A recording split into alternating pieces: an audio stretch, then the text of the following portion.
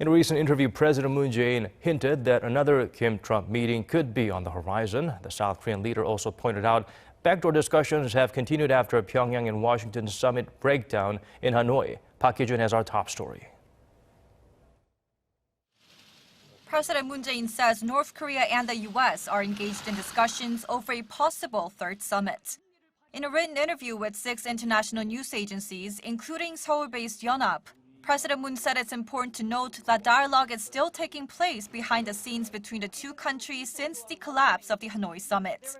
Moon says this is keeping hopes alive for a third meeting between North Korean leader Kim Jong-un and U.S. President Donald Trump.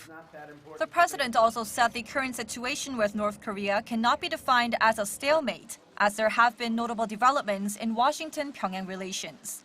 Those developments include the letters exchanged between Kim and Trump, which show that the two leaders are ready to elevate their level of dialogue. Kim also sent his sister Kim Yo-jong to offer his condolences following the death of former South Korean First Lady Lee Hee-ho. President Moon says that everything has now fallen into place to take the peace process on the Korean Peninsula to the next level. And stepping forward as a mediator, the South Korean president has provided a guideline for the nuclear negotiations.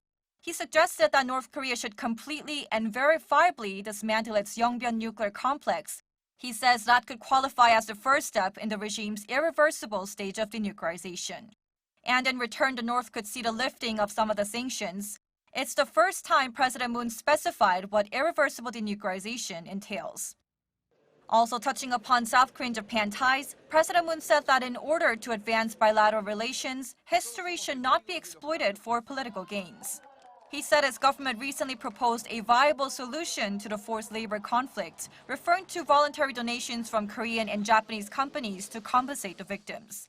This proposal was immediately rejected by the Tokyo government. Moon added that he is always open to dialogue with Prime Minister Shinzo Abe, and that whether or not the G20 summit in Osaka can help move their relations forward rests entirely on Japan. Park Hee-jun, Arirang News.